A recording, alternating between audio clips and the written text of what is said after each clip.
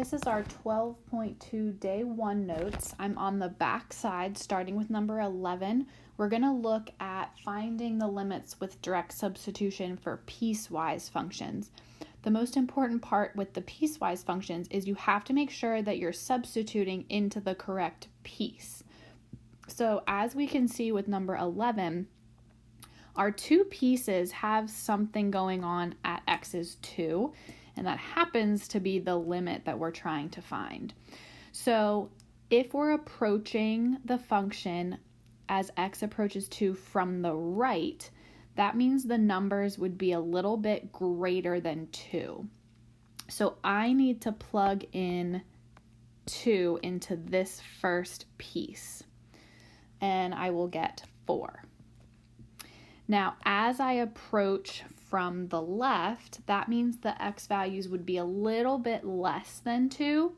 So now I have to plug into the second piece, which is still going to be 4.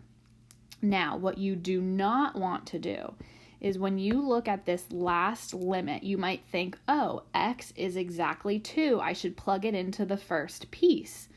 That's not correct. Remember, limits exist if they approach the same y value from the right and the left. So when you get down to part C, you're not concerned about your piecewise function anymore. You are looking to make sure your right and left sides match. And in this case, they do, so the limit is 4.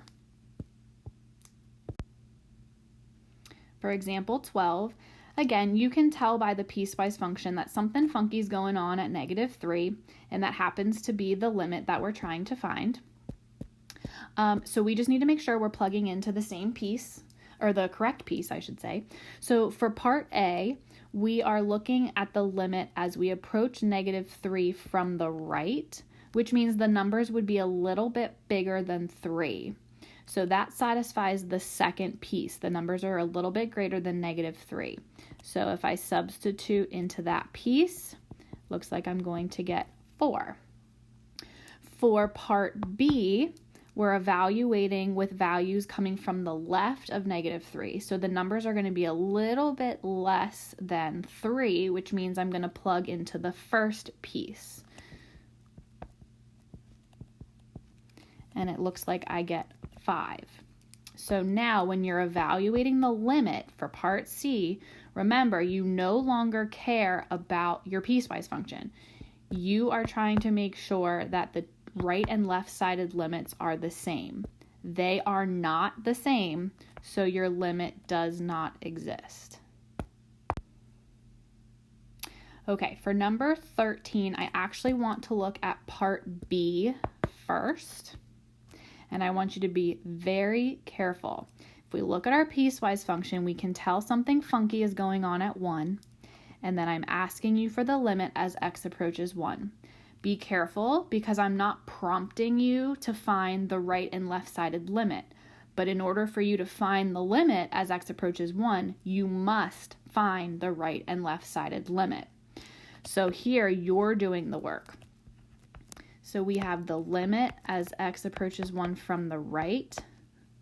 Oh, this is g of x. And then we need the limit as x approaches 1 from the left.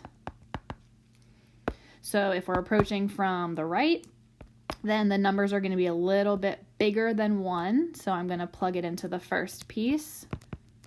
So this is sine of pi over 1, which is just 1.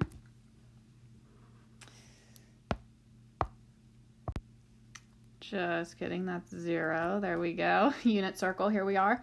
And then if we're approaching from the left, we need to use values a little bit less than 1, so that's going to be the third piece.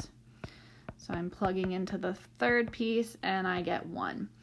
And now remember, you are now no longer looking at the piecewise function. You are checking to see if your right and left-sided limit is approaching the same thing, and it is not. So this limit does not exist.